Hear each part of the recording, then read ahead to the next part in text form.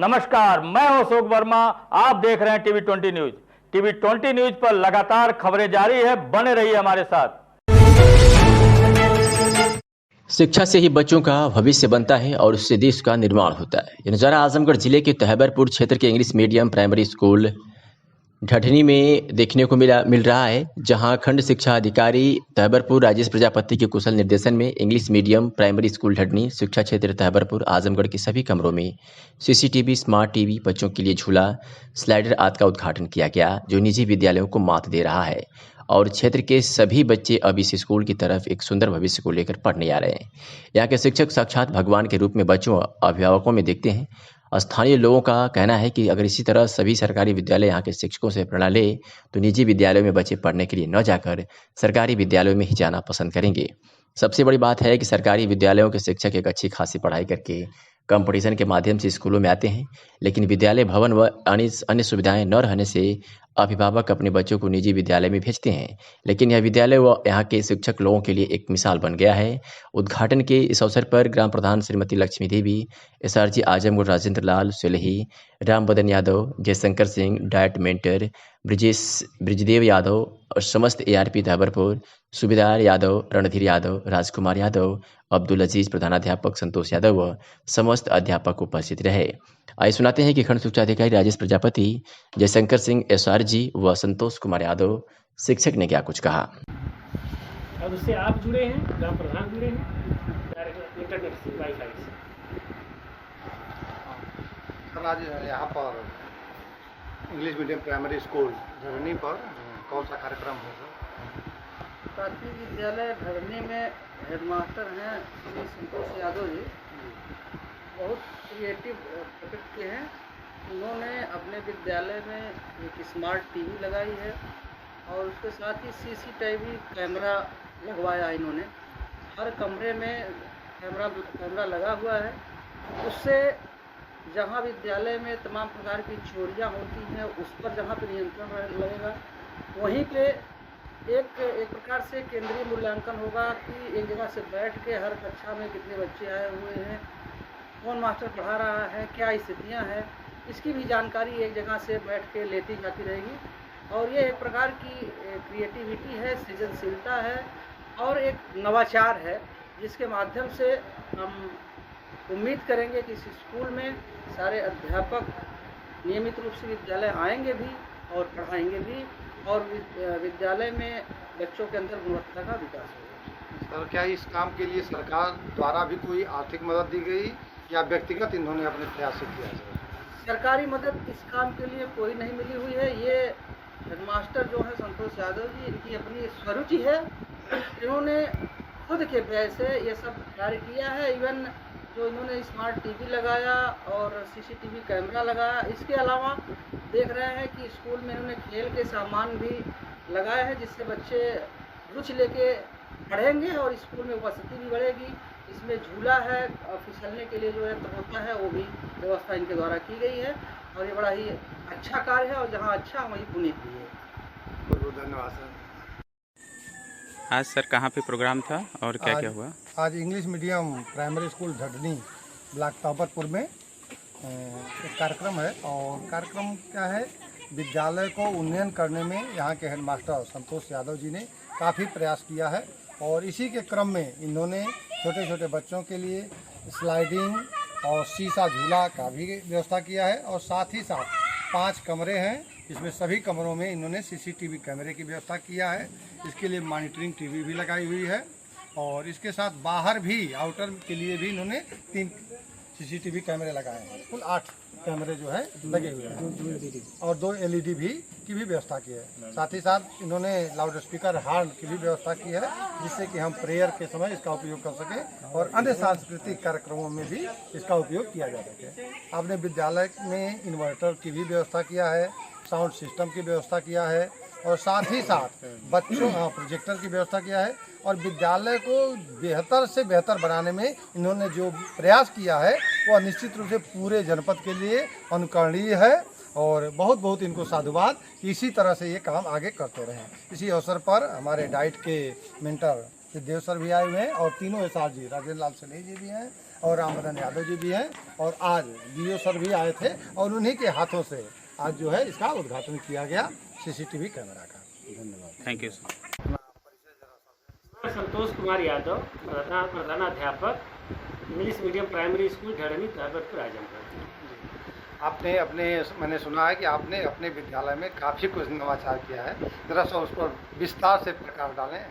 क्या क्या काम आपने किया है? आज हमारे विद्यालय में सीसी कैमरा 5 कमरे में कुल 8 सीसी कैमरे लगे हैं, जिसमें 5 कमरों की निगरानी करेंगे और 3 बाहर लगा हुआ है, जो वाईफाई सिस्टम से खंड शिक्षा अधिकारी महोदय एवं ग्राम प्रधान से जुड़ा हुआ है। वो सीधे देख सकते हैं कि क्या गतिविधि हो रही है और आगे चलकर वाईफाई से हर गार्जियन को इससे हम जोड़ेंगे ताकि वो घर से ही देख लें कि हमारे बच्चा पढ़ रहा है कि क्या कर रहा है, और गतिविधि पर नजर रखेंगे। और सुना कि मैंने आपने खेल कूद के प्रति भी काफ़ी बच्चों के लिए प्रयास किया है, उस पर भी थोड़ा सा बताएं। जी, खेल कूद के लिए हमने स्लाइडर और शीशा झूला इत्यादि लिया है और बच्चों में बड़ी रुचि है और हमारे यहाँ नामांकन की संख्या बहुत ज़्यादा बढ़ रही है और हम बहुत ही खुश हैं और हमारे बच्चे बहुत खुश हैं। इसके अलावा भी आपने साउंड सिस्टम, इन्वर्टर इत्यादि की व्यवस्था की है, तो इसमें क्या कोई सरकारी अनुदान भी आपको प्राप्त है या आपने स्वयं की प्रेरणा से किया है? नहीं, मैंने अपने स्वयं की व्यवस्था से किया है और कोई सरकारी अनुदान हमको नहीं मिला है। और निश्चित रूप से आपका यह कदम अन्य लोगों के लिए भी अनुकरणीय होगा और मैं आशा करता हूं कि इस तरह की चीज़ें हमारे आपके पूरे ब्लॉक ही नहीं जनपद में भी जाए, जिससे कि नामांकन में हमारी वृद्धि होगी। बहुत बहुत धन्यवाद सर। अतरौलिया थाना क्षेत्र में तिलक समारोह में बार बालाओं के स्टेज पर डांस के दौरान स्टेज पर चढ़कर अवैध तमंचे से एक युवक ने फायर किया था, जिसका वीडियो सोशल मीडिया में वायरल हो रहा है। पुलिस अधीक्षक के निर्देशानुसार उप निरीक्षक राजेंद्र कुमार की तहरीर के आधार पर थाना स्थानीय पर मुकदमा पंजीकृत किया गया था और इस घटना में सक्रियता बढ़ाते हुए थानाध्यक्ष मदन कुमार गुप्ता मैं अपने पुलिस बल के साथ रात्रि को गश्त करके वापस आ रहे थे कि भुराजपुर ओवरब्रिज के नीचे एक व्यक्ति खड़ा था जो कहीं जाने के लिए किसी वाहन साधन का इंतजार कर रहा था। पुलिस वालों को अपने ओर आते देख वह मदियापुर मोड़ की ओर भागना चाहा कि पुलिस वाले तत्परता दिखाया और 20 कदम पर जाते जाते पकड़ लिए। पकड़े गए व्यक्ति का नाम, पता व भागने का कारण पूछा गया तो अपना नाम आकाश वर्मा पुत्र सिकंदर वर्मा और उम्र 42 वर्ष लगभग निवासी शुमापुर थाना अतरौली जनपद आजमगढ़ बताया कि मेरे द्वारा बिराजपुर में एक तिलक समारोह में ऑर्केस्ट्रा में स्टेज पर चढ़कर तमंचा से फायरिंग किया गया था, जिसका वीडियो वायरल हो रहा था। इसी की वजह से मैं कहीं बाहर शहर जाने की फिराक में था। पकड़े गए व्यक्ति की मौके पर जमा तलाशी ली गई थी। उसके पास से अवैध देसी तमंचा कारतूस बरामद हुआ है।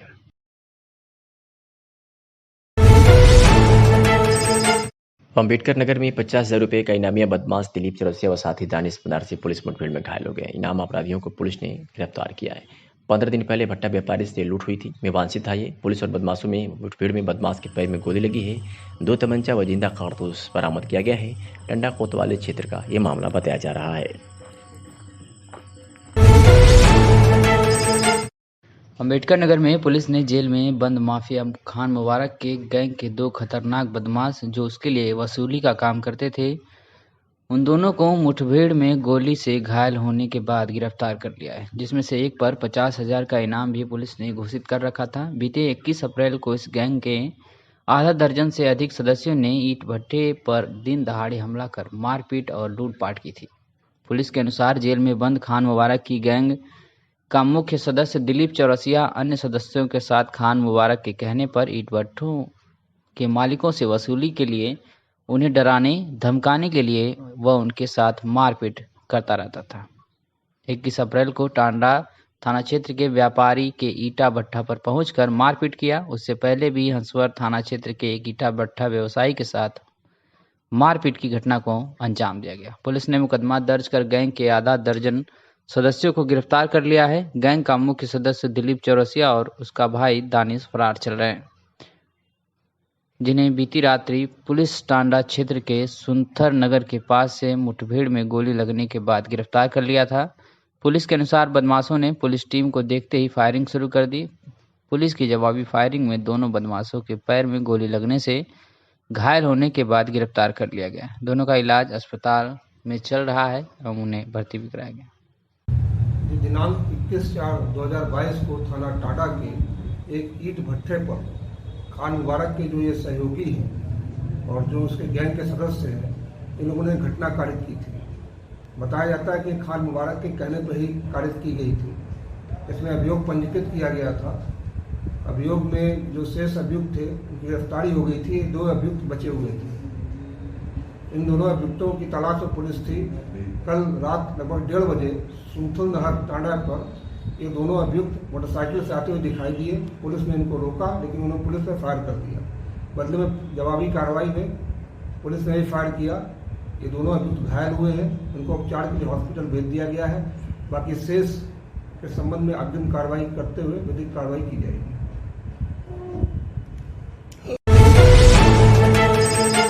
प्राचीन परंपराओं और मान्यताओं का प्रतीक है गाजी मियाँ का मेला। यह मेला प्रत्येक वर्ष की भांति नगर पंचायत अतरौलिया में स्थित पूर्व पोखरा पर लगता है, जिसकी तैयारियां पूरी कर ली गई है। सैयद सलार मसूद गाजी मियाँ के प्रति आस्था का मेला गुरुवार को संपन्न होगा। सदियों से चले आ रहे इस ऐतिहासिक मेले में इस बार भक्तों ने गाजी मियाँ की शहादत को याद कर दोनों की संप्रदाय के लोगों ने अपनी मुरादें पूरी करने हेतु मिन्नतें किए। आपसी भाईचारा एवं सांप्रदायिक सौहार्द का प्रतीक गाजी मियाँ के मेले में जायरीनों के आने का क्रम गुरुवार की सुबह से ही शुरू हो गया। लेकिन मेले की शुरुआत क्षेत्र के बाजार पूरब पोखरा के साय में 4 बजे से हुआ। सुबह होते ही चावल दाल बैगन आदि का पकवान बनाकर मुजावरों से दुआ के पश्चात चढ़ावा चढ़ाने का सिलसिला शुरू हुआ। इसके अतिरिक्त चढ़ावे के रूप में मुर्गे की बलि दी गई। दोपहर होते ही श्रद्धालुओं से मेला स्थल पूरी तरह से भर गया। आइए सुनाते हैं नगर पंचायत निवासी साकिर अली ने क्या कुछ कहा। पूरा पोखरा पे एक मेला लगता है। 21 चीज़ का मेला है और ये हर साल लगता है। इसके बारे में बताइए।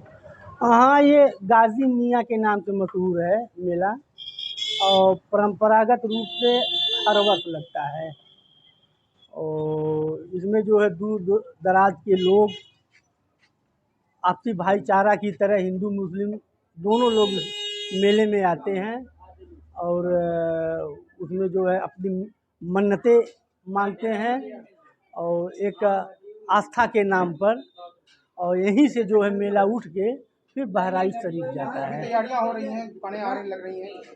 हाँ, अभी मैं थोड़ी देर पहले गया था तो कुछ दुकान आ गई हैं, धीरे धीरे आ रही हैं। और ये मेला जो है शाम को 6 बजे से रात को 11-12 बजे तक चलता है। मेला यहाँ से उठने बाद कहाँ जाता है? बहराइच जाता है। इसकी कोई और मानता है क्या? इसको गुरखेत का कहते हैं, क्या नाम थोड़ा इसके बारे में? हाँ, गुरखेत ये खबर आपको आजमगढ़ से दिखा रहे हैं, जहाँ पर वेदांता इंटरनेशनल स्कूल आजमगढ़ में अंतर्राष्ट्रीय नर्सेज दिवस के अवसर पर नर्सेज के योगदान को याद करने और उनके प्रति सम्मान प्रकट करने के लिए इंटरनेशनल नर्सेज डे मनाया गया। जनवरी 1974 में इसे अंतर्राष्ट्रीय दिवस के तौर पर मनाने की घोषणा हुई थी। आधुनिक नर्सिंग की संस्थापक फ्लोरेंस नाइटिंगेल के जन्म को ही अंतर्राष्ट्रीय नर्स दिवस के तौर पर मनाया जाता है। आपको बता दें, डॉक्टरों के साथ बीमारों के इलाज में पूरा सहयोग करने वाली नर्सों की कोरोना महामारी से पीड़ित लोगों के इलाज में अहम भूमिका रही है। नर्सों के साहस और उनके सराहनीय योगदान कार्यों के लिए सम्मान जताने के लिए इस दिवस का आयोजन किया जाता है। यह एक विडंबना है कि हम लोग डॉक्टरों को ही स्वास्थ्य के लिए महत्वपूर्ण मानते हैं, जबकि नर्सों का भी बहुत बड़ा योगदान रहता है। नर्सें रोगी की देखभाल के साथ साथ रोगी का चार्ट बनाना, समय समय पर दवा देना, जांच या परीक्षण में सहयोग देना, उसकी मन स्थिति को बनाए रखने के लिए उनकी देखभाल करना और उन्हें साहस प्रदान करना, चिकित्सक की सलाह का पालन करने में सहयोग करना जैसे अनेक महत्वपूर्ण कार्य नर्स करती रहती हैं।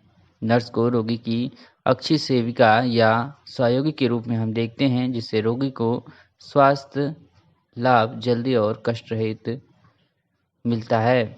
नर्स की भूमिका को परिभाषित करते हुए बच्चों ने एक नाटक के माध्यम से व्यक्त किया है, जिसमें नर्स के रूप में मलाला हेबा जेहरा ने तथा रोगी के रूप में सईद खान, देवान सिंह, सानवी गुप्ता की भूमिका अदा किया है, जिसमें देखा गया है कि नर्सों का योगदान और सहयोग बहुत ही जरूरी है। इसके बिना स्वास्थ्य सेवाएं अधूरी रहती हैं।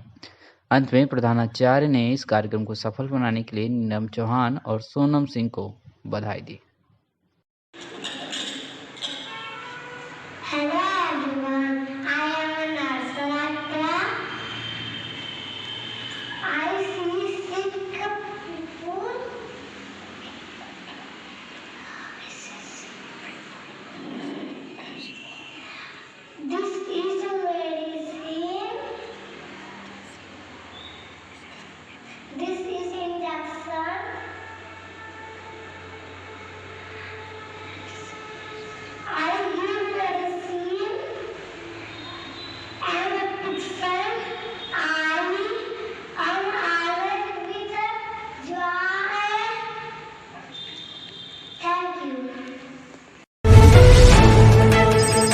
जौनपुर में विद्युत मजदूर संगठन एवं विद्युत संविदा मजदूर संगठन वाराणसी के पदाधिकारियों एवं सदस्यों द्वारा आज विद्युत वितरण खंड जौनपुर के शासी अभियंता ए.के. सिंह से औपचारिक मुलाकात कर उनका सम्मान किया गया और कर्मचारियों की व्याप्त समस्याओं पर विस्तार से चर्चा की गई। इस पर शासी अभियंता महोदय ने जल्द ही समाधान कराने का आश्वासन दिया। साथ ही जौनपुर क्षेत्र विद्युत मजदूर संगठन की टीम बनाकर पदाधिकारियों की घोषणा भी की गई।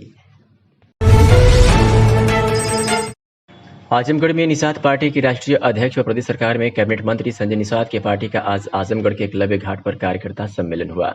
सदस्यता अभियान का आयोजन भी किया गया। इस मौके पर सैकड़ों की संख्या में पार्टी की सदस्यता ग्रहण की तो वही उत्तर प्रदेश सरकार के सहयोगी होने के नाते स्थानीय समस्याओं सहित कई मुद्दों पर सरकार का संज्ञान लेने के लिए जहां संकल्पित किया गया तो वही नगर पालिका गोडाउन में पड़े सोहेलदेव की मूर्ति को स्थापित करने के लिए शारदा चौराहे पर संजय निषाद राष्ट्रीय अध्यक्ष संजय निषाद पार्टी को धन्यवाद भी ज्ञापित किया गया। एक बार इनके लिए जोरदार तालियों से स्वागत करें। साथियों, 2012 में निषाद पार्टी का डॉक्टर संजय निषाद को लेकर आया था। उस बड़िया आजमगढ़ में प्रवेश करवाया था। मुखरान जी को लेकर बड़िया में नाम मिट्टी करवाकर दलाल घाट राम सरही राजेंद्र सरही के जो कोशिश चलती है उसमें मैं पहले मीटिंग करवाया था। फिर आजमगढ़ में दूसरी मीटिंग 8 दिसंबर 2013 को बड़े पैमाने पर मीटिंग हमने करवाया।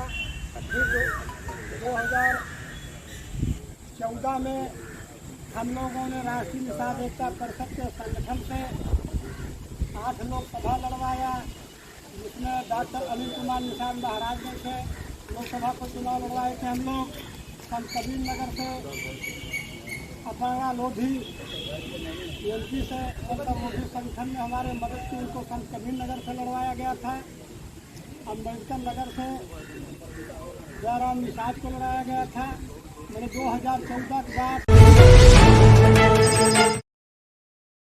और आजमगढ़ की खबर है जहां थाना कोतवाली में टॉप 10 अपराधी को गिरफ्तार करते उसके कब्जे से एक अदद चोरी की मोटरसाइकिल बरामद की गई है।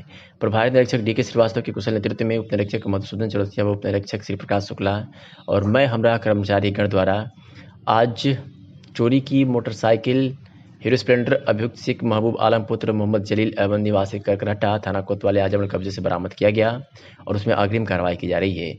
बता दें कि वादी मुकदमा रामजन्म सिंह पुत्र रामनवमी सिंह निवासी खानपुर भगतपट्टी थाना बिलरियागंज जनपद आजमगढ़ की मोटरसाइकिल पुलिस ऑफिस के सामने से चोरी हो गई थी, जिसके संबंध में मुकदमा पंजीकृत किया गया था और आज पुलिस को सफलता हाथ लगी और उसे गिरफ्तार कर लिया गया।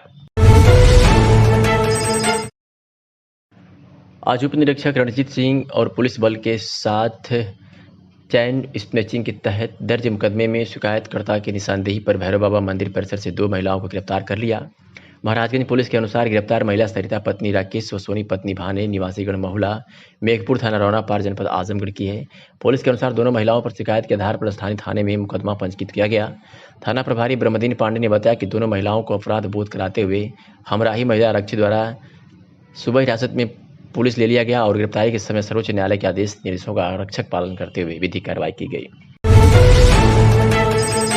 खबर आपको यूपी के भदोही से दिखा रहे हैं, जहाँ पर मिशन शक्ति अभियान के तहत भदोही पुलिस द्वारा चलाए जा रहे महिला जागरूकता अभियान के तहत शासन द्वारा बालिकाओं महिलाओं की सुरक्षा एवं जागरूकता एवं सशक्त बनाने के लिए चलाए जा रहे अभियान के क्रम में डॉक्टर अनिल कुमार पुलिस अधीक्षक भदोही के निर्देशन में महिलाओं बालिकाओं की सुरक्षार्थ जनपद में गठित एंटी रोमियो स्क्वाड द्वारा स्कूल, कॉलेज, कोचिंग संस्थानों, मंदिर, भीड़-भाड़ वाले स्थानों पर गश्त कर महिलाओं बालिकाओं से वार्ता कर महिला सुरक्षा के संबंध में जागरूक एवं चेकिंग अभियान चलाया गया है।